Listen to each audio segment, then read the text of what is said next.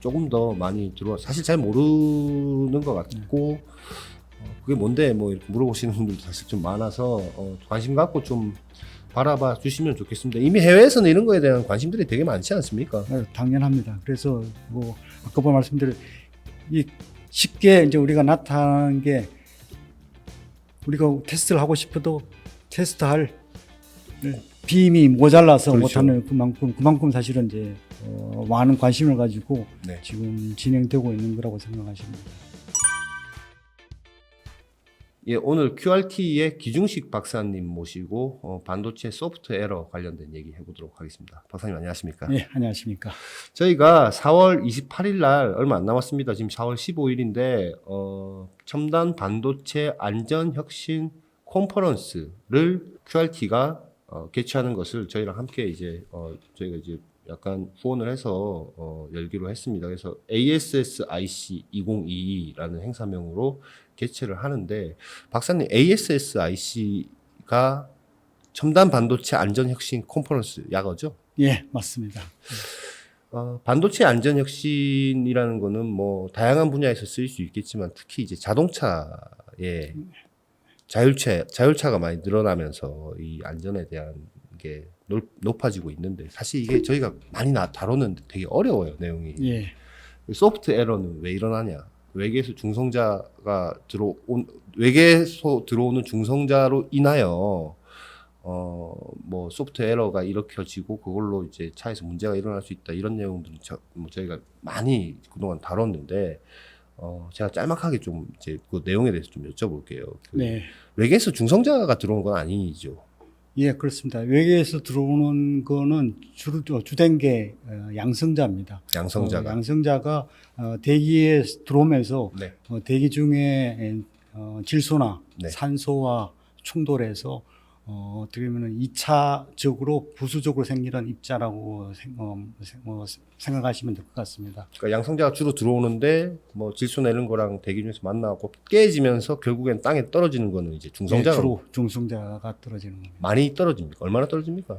예, 그 숫자가 이제 물론 이제 지역마다 그리고 또 고도마다 숫자가 다른데 보통 우리가 기준으로 얘기하는 부분이 뉴욕 해면에서의 숫자를 많이들 얘기를 합니다. 네.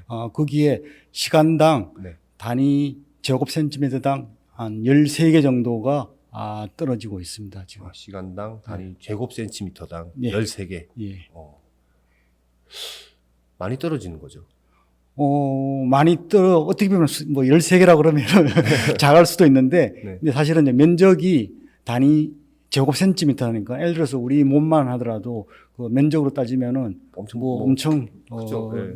넓게 되는 거죠. 네. 그러니까 그렇게 하면은 굉장히 사실은 그 숫자가 네. 많다고 생각할 수 있습니다. 중성자는 어떻습니까? 제 몸에 맞으면 맞고 뒤로 뚫고 들어갑니까? 뭐 아니면 어떻습니까? 그러니까 워낙 사실은 이제 에너지가 강하고 그리고 특히 이제 중성자는 전기를 띠고 있지 않기 때문에 굉장히 투과력이 좋습니다. 그래서 저희들 몸 같은 경우는 다 그냥 통과를 합니다. 통과를 해요? 예. 그래서 실제로 이제 뭐 그런 중성자를 맞기 싫어서 그래서 방어를 하려면은 얼마만큼 이제 필요한가 하면은 네. 아주 강화 콘크리트로 거의 한 2, 3m 정도의 두께가 돼야지만은 사실은 이제 완전히 막을 수가 있습니다. 그만큼 굉장히 그 투과력이 좋다고 볼 수 있는 거죠. 물은 약간 감속을 시킨다고 하던데요. 예, 물도 사실은 이제 들어가면은 이제 어느 정도 물로의 이제 분사랑 부딪혀서 네. 감속이 되긴 되는데, 네. 물론 이제 뭐 그 세멘트보다는 사실은 약하지만은 네. 그래도 이제 계속 에너지를 읽으면서 이제 감속이 되긴 된다고 볼 수 있죠. 중성자가 반도체에 닿으면 어떤 영향을 일으킵니까? 그래서 이제 중성자가 네. 반도체에 들어오면은 이제 반도체는 주로 이제 네. 실리콘이란 원자로 구성이 되어 있는데 그 실리콘이랑 부딪혀서 네. 다시 추가적인 여러 가지 이 원자들이 발생이 됩니다. 네. 근데 그 추가적인 원자들은 대부분 이제 전기를 띠는 원자들이 발생이 되는데 그것들이 다시 이 반도체 내에서 전자 같은 것들을 발생을 시키고 네. 그 부분들이 다시 이제 반도체 내에 여러 가지 이 전압들이 있는데 그 전압의 이 레벨들을 변경을 시켜서 반도체가 오동작하게 하는 원인이 되기로 합니다. 예를 들어서 뭐 왼쪽으로 가야 되는데 오른쪽으로 가게 된다. 그렇죠. 뭐 브레이크를 밟아야 되는데 엑셀러레이트 가속 페달을 밟게 된다거나. 예, 그래서 예를 들어서 지금 이제 중성자를 맞으면은 본래 데이터가 네. 0인 데이터가 네. 1로 바뀔 수도 있고 네. 1 데이터가 0으로 바뀔 수가 있습니다. 그렇게 되면은 예를 들어서 엑스레이션 하는 것은 1이고 네. 정지하는 건 0이라고 하는데 네. 본래 0이어야 되는데 1이 바뀌면은 정지해야 되는데 가속이 되는 그런 형태가 되는 거라고 실제로 볼수 그런 있습니다. 일이 문제가 됐던 적이 있습니까? 예, 미국에서 이제 그 도요타의 자동차가 이제 그런 우리가 보통 많이 얘기하는 급발진이겠죠. 네. 근데 사실은 이제 이런 불량들은 전기를 끄면은 사실은 없어져 버리기 때문에 네. 그걸 사실은 입증하기가 굉장히 사실은 쉽지가 않습니다.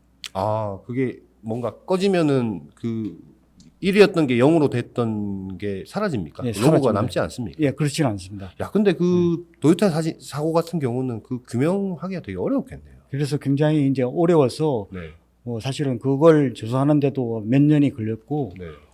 그리고 또 그게 쉽게 하기가 어려우니까 나중에는 나사에까지 사실은 그 원인을 의뢰를 해서 분석을 했습니다. 근데 최종적으로는 이 소프트웨어에 의할 가능성이 아주 높다고 얘기한 거지 이것 때문이라고 명확하게 사실은 얘기하지는 못한 상태입니다. 그만큼 사실은 이제 그 시스템에서 생긴 불량은 이것에 의한 불량이라고 명확하게 사실은 밝히기가 굉장히 사실은 어려운 상황입니다.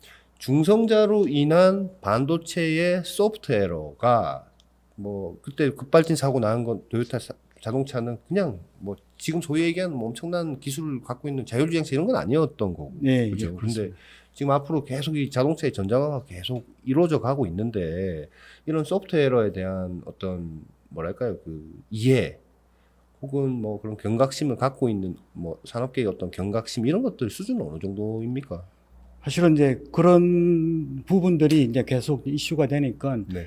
자동차 사실은 안전에 관련된 그 어떤 표준이 있습니다. 네. ISO 26126이라는 그 표준이 네. 있고 그 표준에 사실은 이런 그 소프트웨어에 관련된 테스트를 하고 네. 그것에 의한 불량들이 일정 수준 이하로 되어야지만 사실은 자동차에서 사용될 수 있다는 어떤 규격이 있습니다. 네, 네. 그래서 그만큼 사실은 이제 이런 부분들이 그 산업계에서는 명확하게 이게 문제가 된다는 것을 인식을 하고 그걸 규격에다 집어넣고 그다음에 그걸 관리를 하고 있다고 이렇게 생각하시면 될 것 같습니다.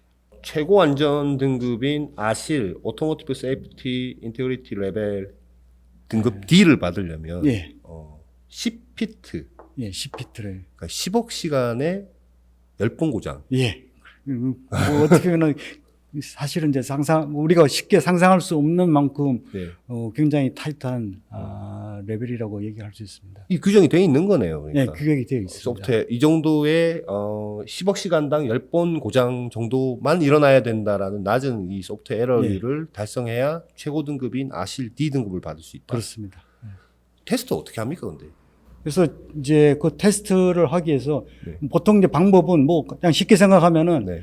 자동차를 몇 년 동안 계속 돌리면서 네. 이제 그런 부분들이 있는지를 뭔가 장치를 써서 디텍트를 해서 하는 방법이 있고, 근데 가장 이제 쉬운 방법이죠. 근데 그렇게 하려면은 굉장히 많은 시간이 걸리고 네. 또 많은 장비들이 필요하게 되어 있었는데 그런 부분들을 어떻게 하면 좀 간단하게 짧은 시간에 이제 할 수 있을지를 이제 고민을 해서 한 게 뭔가면은 이제 쉽게 말하면 가속 네. 좀 더 많은 중성자를 주입을 해서 어떻게 보면 쉽게 디텍트를 할 수 있는 방법을 찾은 거죠. 그래서 이제 그렇게 하려면은 지구상에 있는 아까 말씀드린 지구상에 그냥 떨어지는 중성자보다 훨씬 많은 양의 중성자를 어떻게 보면 인위적으로 주입을 시켜서 테스트를 하는 겁니다. 아까 뉴욕 해수면에 제곱 센티미터당 시간당 13개였는데 그걸 예를 들어서 좀 가속시키려면 2시간 만약에 2배 가속시키려면 제곱 센티미터당 뭐 26개 뭐 뭐 이런 식으로 많이 집어넣는다. 예. 근데 이제 얼마만큼 많이 집어넣는 거 가속을 하는가 하면은 네. 적게는 약 100만 배. 100만 배. 예. 그렇죠. 뭐 시간 거의, 예. 몇 년 그 동안 시간을 굉장히 단축시키기 위해서 그리고 네. 이제 그 테스트하는 제품의 수량을 줄이기 위해서 이제 그만큼 사실은 많은 가속을 시켜서 짧은 시간 내에 저희들이 검사를 할 수 있도록 지금 실시를 하고 있습니다. 그렇게 중성자를 쏠 수 있는 시설은 어디에 있습니까?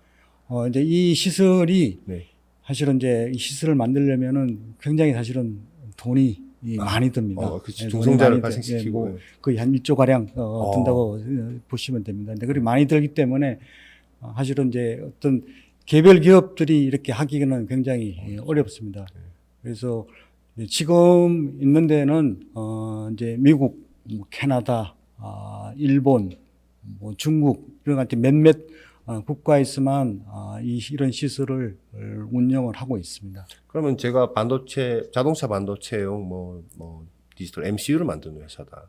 근데 전장 뭐 티어 1이든 뭐 OEM이든 아실 D 등급을 맞춰야 된다라고 뭐 오면 우리가 테스트했다는 증거를 갖다 줘야 될 거 아니에요? 예, 그렇습니다. 그럼 다 해외 나가서 그걸 테스트를 해야 된다. 예, 지금은 해외에 나가서 테스트를 할 수밖에 없습니다. 그것도 뭐 아무나 가서 테스트할 수 있는 건 아니잖아요. 뭘 좀 알아야 테스트하는 거 아닙니까? 그렇죠. 네. 뭐 일단 사실은 네.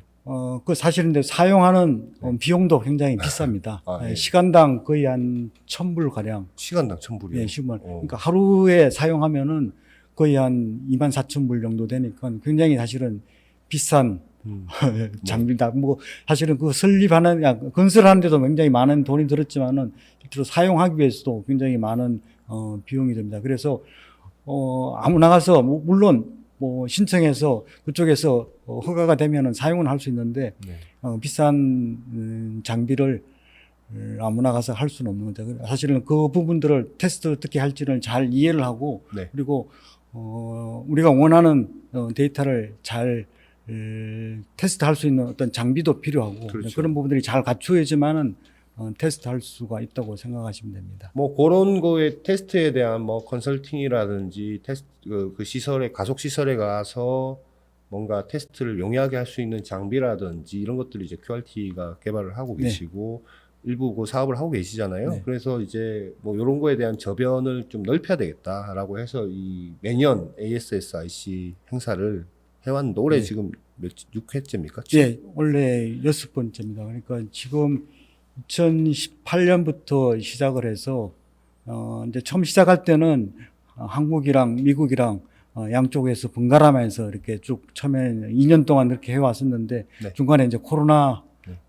때문에 사실 한 번은 쉬고 네. 지금은 이제 온라인으로 해서 네. 1년에 한 번씩 진행을 하고 있습니다. 지금 말씀드렸던 여러 가지 이제 기초 배경을 갖고 이제 이 행사에 대해서 바라보시면은 굉장히 좋은 콘텐츠들이 이번 행사에 ASSIC 2022 행사에 많이 나옵니다. 일단 뭐 무료로 뭐 들어와서 이제 이쪽 한국 반도체 업계에 계신 분들이라면 누구나 들어서 들으실 수 있기 때문에 저희 사이트 들어오셔서 한번 좀 신청해 주셔서 뭐 이렇게 들어보시면 되게 좋을 것 같고요. 이미 이제 뭐 많은 분들이 신청을 해주셨는데 주로 반도체, 자동차 쪽에 있는 자동차 반도체 이런 쪽에 전장에 있는 분들이 좀 신청을 많이. 자동차 쪽 분들도 관심이 많으시고 이제 최근에는 사실은 이제 국내에도 이제 위성이라든지 네. 사실은 이제 우주 쪽 관련된 업무를 하시는 분들도 굉장히 사실은 이제 많아져서 이제 그쪽 분들도 이제 관심이 많아서 많이 참여를 하는 걸 그렇게 알고 있습니다. 4월 28일 날 저희가 온라인으로 행사를 하거든요. 그래서 행사 내용에 대해서 짤막하게 제가 좀 여쭤보겠습니다. 첫 번째로 캐나다 트라이엄프라는 곳에 카밀레 벨린저 샴페인 박사님이 발표를 해주시는데 이분은 뭐 이 캐나다 트라이엄프는 뭐 하는 곳입니까? 트라이엄프는 그 이름에서 그러니까 TRI 그러니까 네. 세계의 캐나다 대학이 1968년도에 입자 가속기를 사실은 운영하기 위해서 단체를 하나 만들었습니다. 네. 거기서 해서 근데 이쪽은 지금 이제 520메가 일렉트론 볼트의 이 사이클로트론이 있습니다. 네. 그 사이클로트론에 의해서 양성자를 만들고 그 양성자로 다시 이 중성자를 만드는 그런 시설을 운영하고 있는 네. 기관입니다. 네. 여기서는 이분 나와서 뭔가 뭐 어떤 뭐 얘기를 해주실까요? 예, 지금 이제 그 전 세계적으로 이 중성자 테스트를 하려고 하는 수요가 이제 굉장히 사실은 늘어나고 있죠. 예, 늘어나고 네. 있습니다. 네.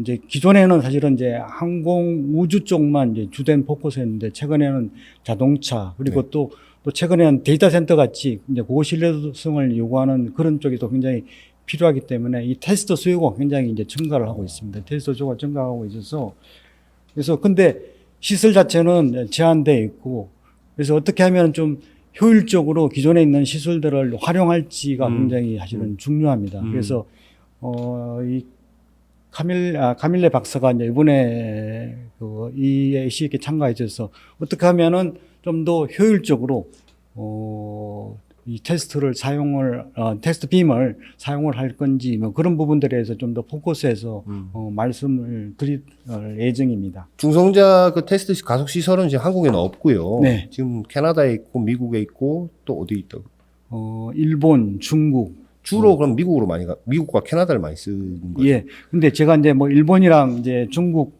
그다음에 얘기를 드렸는데 사실은 이제 일본이나 중국 쪽은 해외는 개방을 하지 않습니다. 그래서 사실은 이제 우리 거만 쓰겠다. 예. 국내에서 갈 수 있는 데는 이제 미국이랑 캐나다뿐이라고 생각하시면 됩니다. 그러니까 이제 부킹이 죄송합니다. 예약하기도 쉽지 않고 예. 짧은 시간 내에 가서 비싼 돈 들여갖고 이 테스트를 해야 되는데 어떻게 하면 우리가 좀 잘 효율적으로 이 테스트를 할 수 있느냐에 대한 방법론을 이 박사님이 예, 와서 그렇습니다. 얘기를 해주시는 걸로 되어 있고 미국 해군연구소에서도 나와서 누가 예. 발표를 하시던데요. 데일 맥모로우 박사님. 예. 그러니까 저도 이제 처음 제가 이제 직접 이제 미 해군 연구소라는 걸 사실 이번에 알았는데 네. 저는 이제 미 해군 연구소에 있어서 뭐 해군이랑 관련된 특히 이제 뭐 배랑 해양이랑 관련된 부분만 그쪽에서 연구를 하는 거라고 저는 생각했었는데 제가 또 한 번에 알아보니까 네. 해양뿐만 아니라 대기 그다음에 우주 네.